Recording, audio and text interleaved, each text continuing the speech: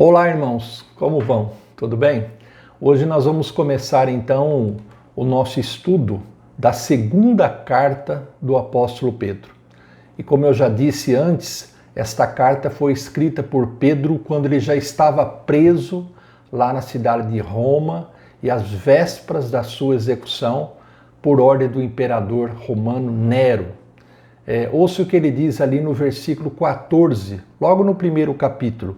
Porque sei que em breve deixarei este tabernáculo, como o Senhor Jesus já me revelou. Ou seja, Pedro sabia que ele seria executado ou seria decapitado. E nesta carta de despedida, Pedro vai exortar os cristãos, aqueles cristãos dispersos pela Ásia Menor, a conhecerem a verdade, a refutar ou a rejeitar as falsas doutrinas e a viver de modo agradável a Deus. Logo na sua saudação, Pedro vai deixar claro que os crentes, todos os crentes, compartilham da mesma fé.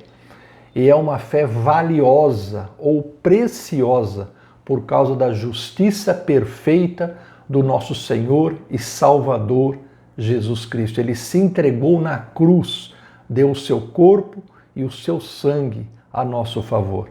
E nos versículos 3 até o 11, Pedro vai enfatizar a graça de Deus, o poder de Deus, e afirma que essa graça e esse poder são a fonte para uma vida santa ou para uma vida piedosa. Vejam, irmãos, como nós somos abençoados. Ouçam o que Pedro diz. Seu divino poder nos deu tudo o que necessitamos para uma vida e para a vida e para a piedade.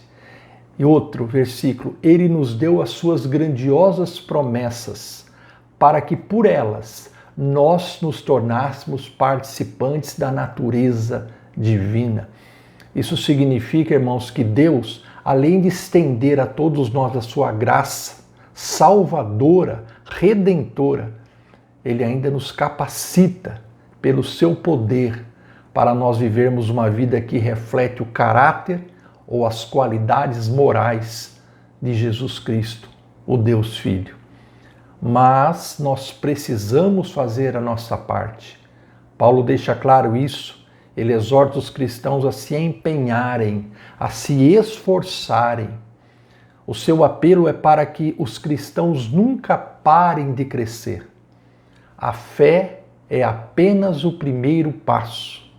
Com o tempo, a fé deve nos levar à virtude ou às qualidades morais de Cristo, ao conhecimento, ao domínio próprio, à perseverança, à piedade, à fraternidade e, finalmente, ao amor. Ou seja, tudo começa pela fé e termina no amor, que é o dom perfeito. E o que acontece quando nós buscamos continuamente essas virtudes ou essas qualidades na nossa vida diária?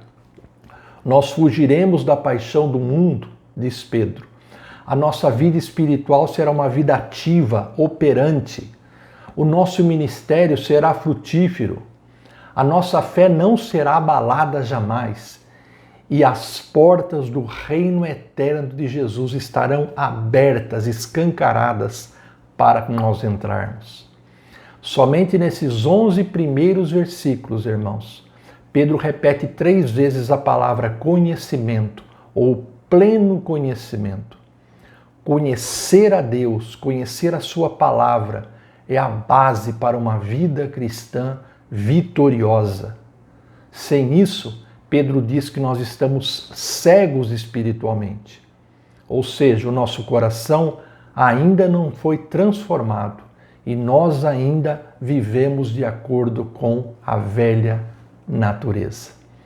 Peça para o Espírito Santo te ajudar a alcançar aquelas virtudes descritas nos versículos 5 a 7 e para você viver uma vida que realmente agrade ao nosso Deus e Pai. Que Deus te abençoe.